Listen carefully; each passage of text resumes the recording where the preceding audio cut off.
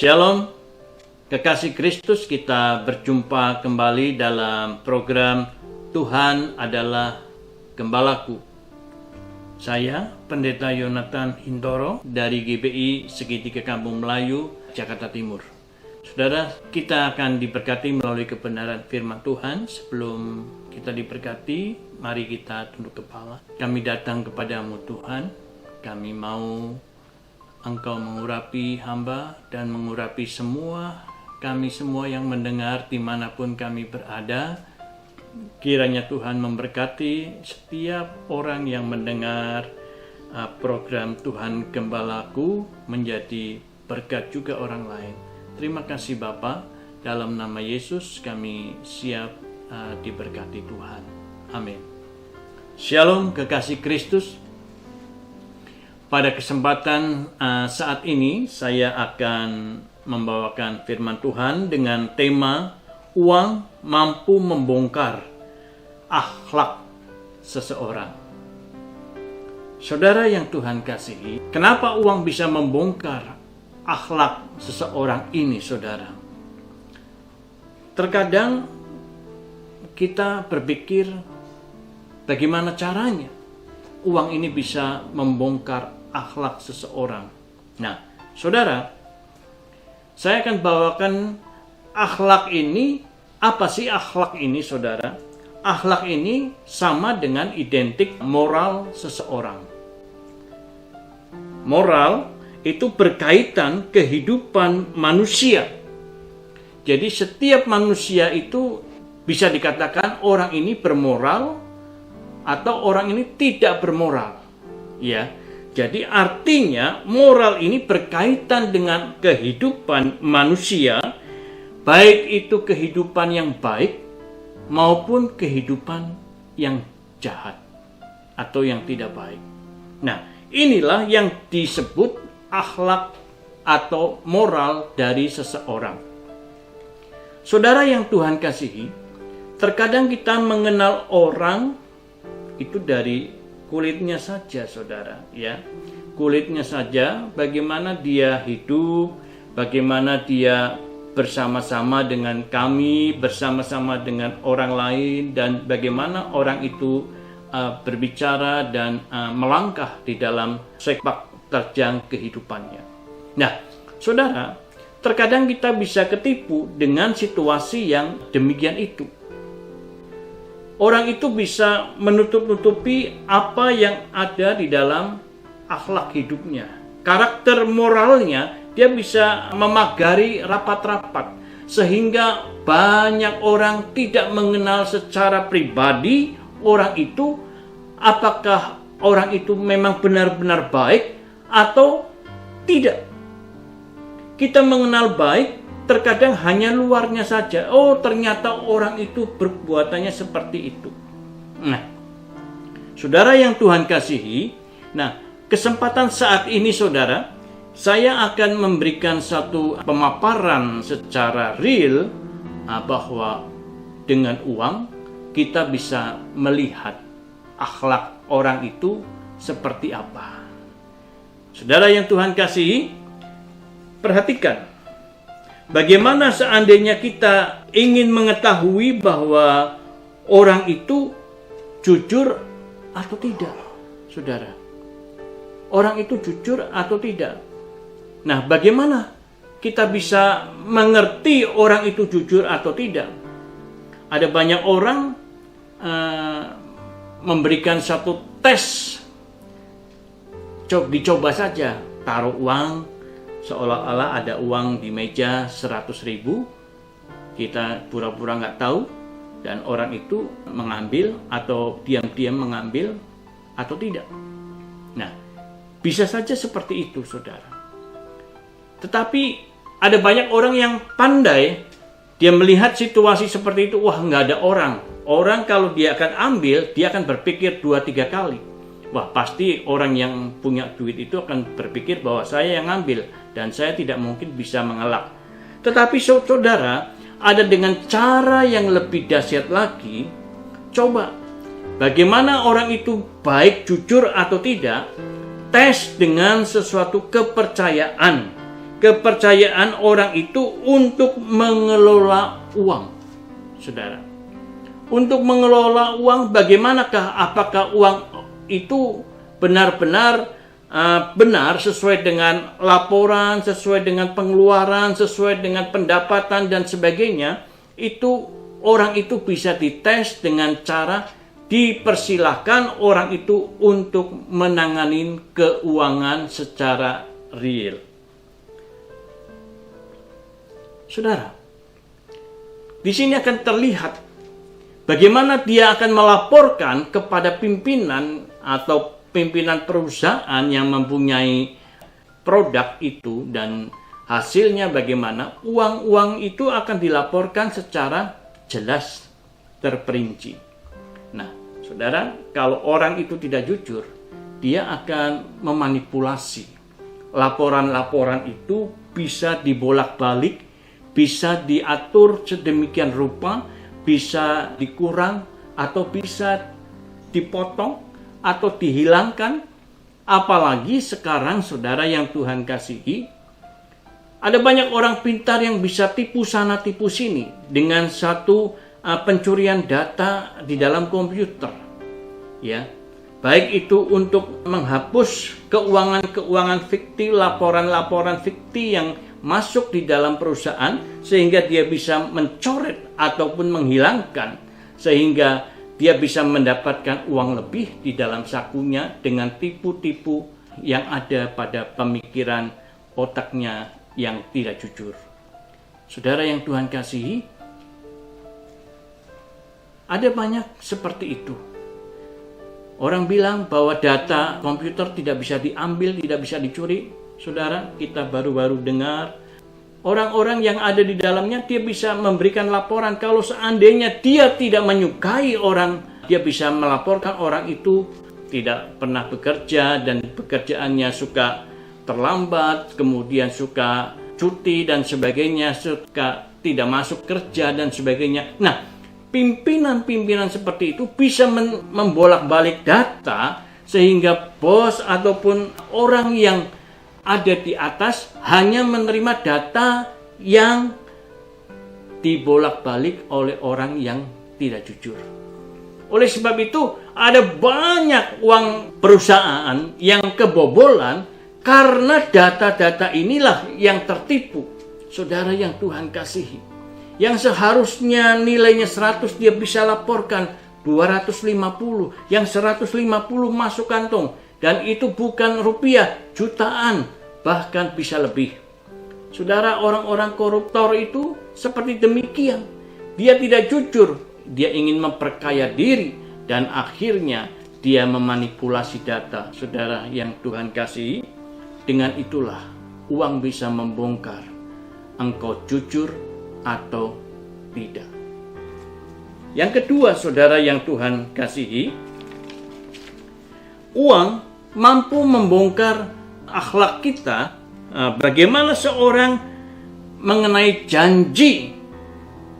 Terkadang kita berjanji kepada seseorang itu enggak tepat, ya saudara, tidak tepat waktu, dan kita kerap kali meleset tentang janji.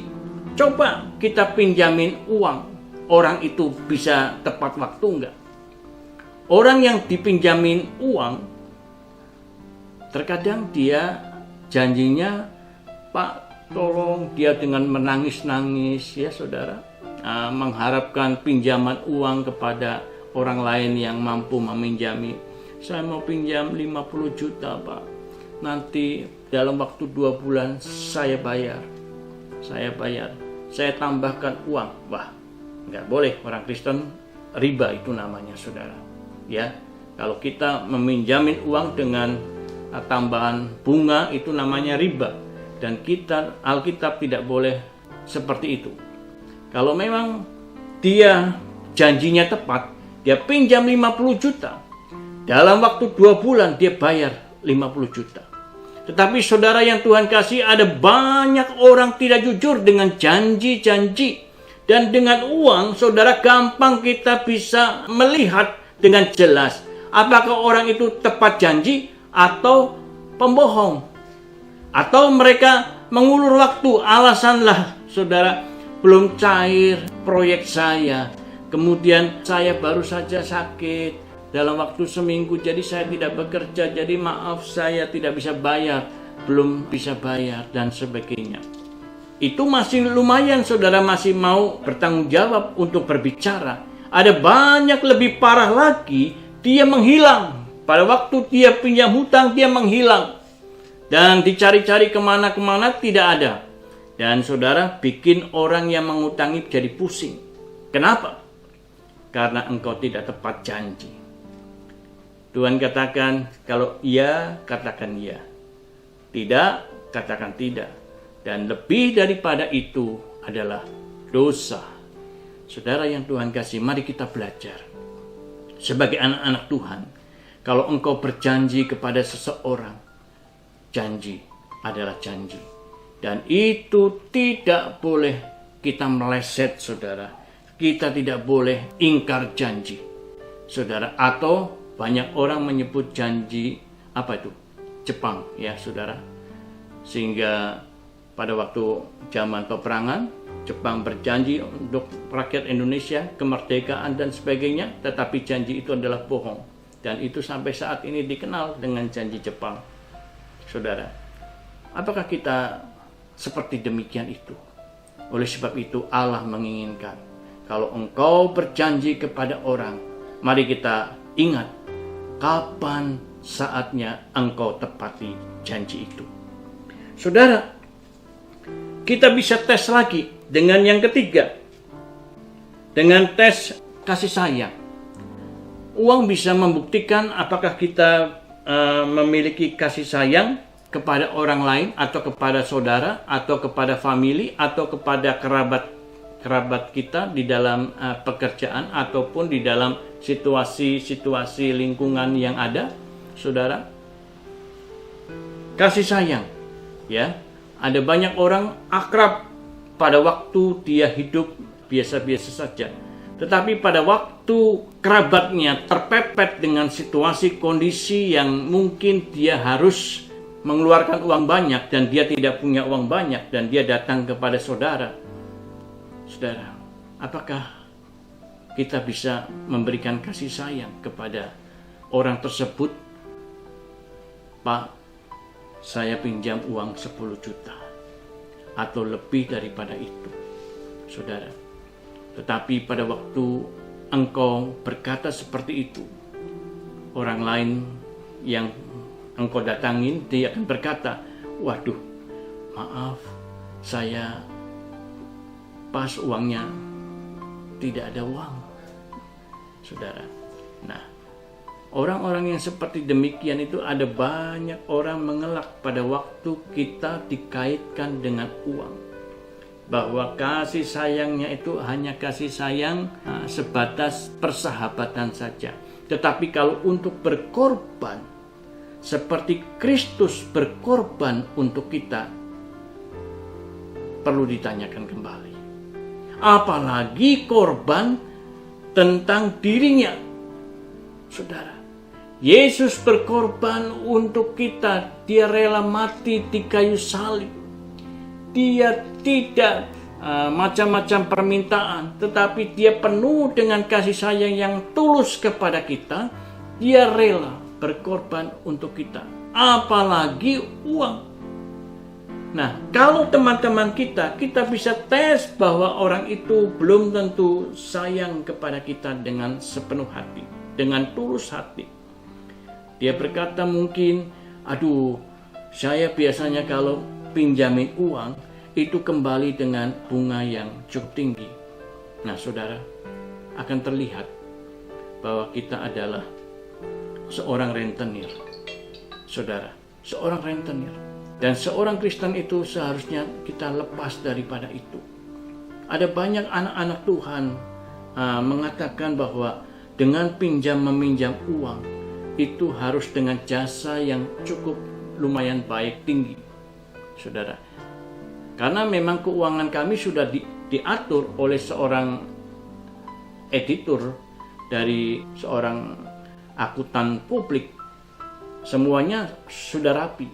dan tidak bisa hutang-hutang biasa saja, tetapi semua tercatat dan terlampir untuk pengembaliannya pun. Saudara yang Tuhan kasih, kita bisa lihat apakah orang itu mengasihi saudara. Kalau seandainya dia tidak memberikan pinjam kepada kita, dia akan menjauh, bahkan lebih jauh daripada hubungan semula. Saudara yang Tuhan kasihi, bagaimana dengan seorang yang mempunyai harga diri? Katanya orang itu intelektual. Orang itu setiap pada waktu. Yang keempat, saudara, uang bisa membongkar akhlak daripada seorang, yaitu mengenai harga diri. Harga diri seseorang terkadang kelihatan baik. Harga diri seorang kelihatannya mewah, parlente, dan dahsyat. Tetapi coba saudara, orang itu akan terlihat pada waktu orang itu bersama-sama dengan kawan-kawan. Mungkin kawan-kawan itu makan bersama-sama, saudara, di suatu saung atau di suatu restoran atau di suatu rumah makan yang cukup bermerek. Mereka makan bersama-sama dengan makanan yang cukup mewah. Tetapi apa yang terjadi dengan harga diri seseorang pada waktu usai itu makanan selesai dilahap bersama-sama? Saudara yang Tuhan kasihi, ayo kita bisa lihat tes siapa yang akan membayar uang itu. Kalau seandainya tidak ada perjanjian dan tidak ada komunikasi, nanti saya yang tanggung. Tapi coba saudara tes siapa di antara saudara yang mempunyai harga diri yang benar-benar harga dirinya baik, tinggi. Saudara bisa tes, lihat orang itu. Yang tadinya kelihatannya orang mewah, orang kaya, dia akan berkata, aduh maaf, saya hari ini ATM saya, kartu kredit saya tertinggal. Nggak saya bawa. Saya bawa dompet, kartu kredit saya tidak terbawa. Ada banyak alasan kalau kita dikaitkan dengan uang, orang akan berkata seperti demikian itu, saudara. Untuk mengeluarkan dana, uang, orang akan berkata bohong, saudara. Kartu kreditnya tertinggal, atau lupa, nggak terbawa di dalam dompetnya. Atau kalau saudara levelnya orang dianggap kaya, saudara ada kawan yang berkata seperti itu, saudara yang kedua, saudara akan berkata, aduh, saya mau ke kamar kecil dulu ya. Saya ke kamar kecil dulu, saya akan buang hajat dulu, saudara. Jadi ada banyak itu harga diri di situ seorang akan terlihat dihadapkan dengan uang, saudara. Saudara akan terbaca bagaimana dengan cinta uang itu, saudara akan terbaca terlihat akhlak daripada seorang. Atau kalau saudara menduduki peringkat yang ketiga, harga diri kita pada waktu orang yang kedua itu tidak bisa bayar lagi, saudara akan memperlambat proses makan saudara. Seolah-olah saudara masih menikmati makanan terus, saudara. Cemilan teh atau kopi atau apa, saudara masih tetap makan. Saudara tidak memperdulikan bagaimana nih jalan keluarnya, way out-nya, supaya bisa terbayar. Siapa yang membayar, saudara? Nah, saudara yang Tuhan kasihi, dengan cara itulah kita akan terlihat harga diri kita dengan uang, saudara. Oleh sebab itu, saudara yang Tuhan kasihi, cinta uang itu adalah akar daripada segala kejahatan. Yang kelima, saudara, mau mengerti tentang kecurangan seseorang, saudara. Saudara kadangkala susah untuk mendapatkan orang itu baik atau orang itu tidak baik. Kecurangan saya tidak pernah dapatkan dalam pergaulan. Tetapi saudara, kalau saudara ingin mengerti orang itu curang atau tidak, saudara bisa masuk di dalam bisnis mereka, pekerjaan mereka. Saya pernah mengenal seorang anak Tuhan, aktivis bahkan majelis gereja. Saya tahu orang itu, kalau kamu mau bikin jas, beli di pasar, saya tidak sebut. Ya, saya tidak sebut pasarnya, tapi beli di situ. Tokonya ini. Saya sebut, tidak saya sebut, karena ini ada ketidakbaikan, saudara. Beli di toko ini. Saya beli, memang harganya miring, saudara. Ternyata yang saya beli harusnya 3 meter, kain jas itu, wool itu, saya dikasih 2 meter 75 cm. Kata penjahit tailernya, "Bapak, kenapa tanggung beli kain jasnya?" Ya, berapa? 2 meter 75 cm. 3 meter, Pak, saya belinya, Pak. Ini bondnya ada. Oh ya, saudara, kecurangan itu akan terlihat pada waktu kita masuk di dalam bisnis mereka. Saudara, ada banyak orang yang hidup berkata bahwa kalau kita bisnis, Pak, harus curang. Kalau nggak curang nggak bisa kaya, saudara. Itu perkataan orang itu. Tapi Allah katakan kecurangan itu tidak akan menjadikan kaya. Kekayaan itu datang dari Tuhan. Kekayaan itu datangnya dari Tuhan, saudara. Oleh karena itu, saudara, kita bisa dapatkan kecurangan orang itu seandainya kita bekerja bersama dengan orang itu, saudara. Ya, digaji. Mungkin di suatu perusahaan atau pabrik di Jakarta, di DKI ini, upah UMR ini, kalau saya tidak salah 4,8 juta satu orang per bulan, saudara. Kalau seorang sales atau seorang marketing itu gaji UMR, mendapatkan UMR 4,8 juta.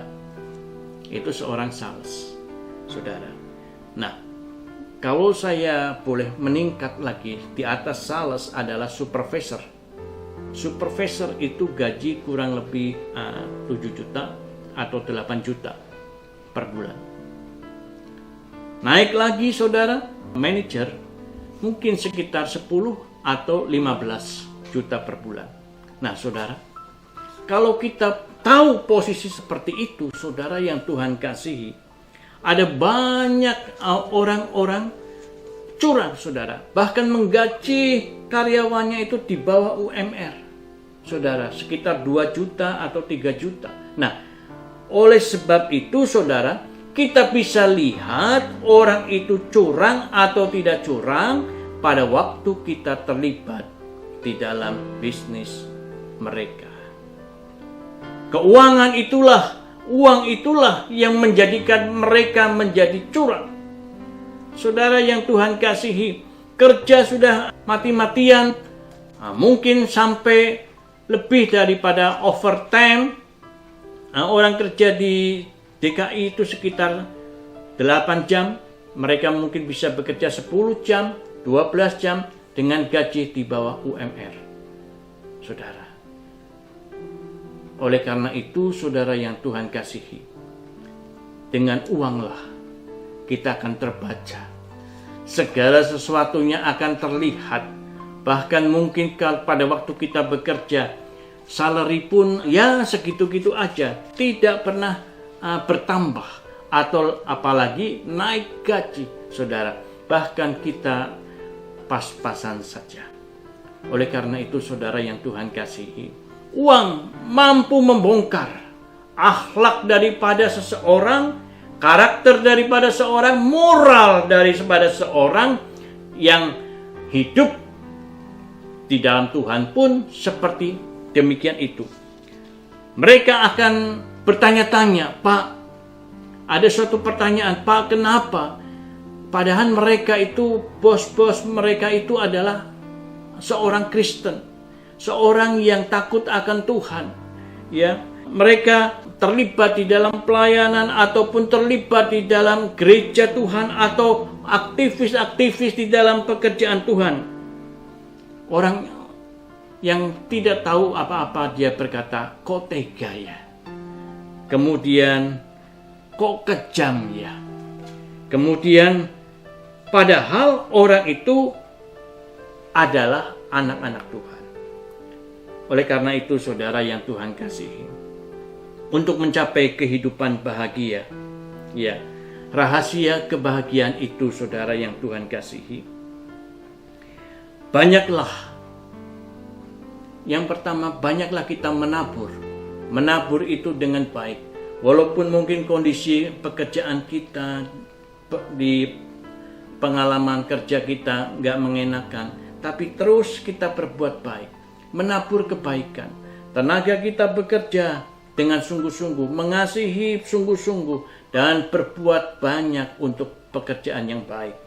Yang kedua, hiduplah terus berdasarkan kebutuhan. Saudara, berdasarkan kebutuhan kita. Jadi kalau kita hidup berdasarkan kebutuhan kita, Tuhan akan cukupkan. Kebutuhan kita, makan, sandang, pakaian, cukup kalau ada. Kita bersyukur kepada Tuhan. Bukan berdasarkan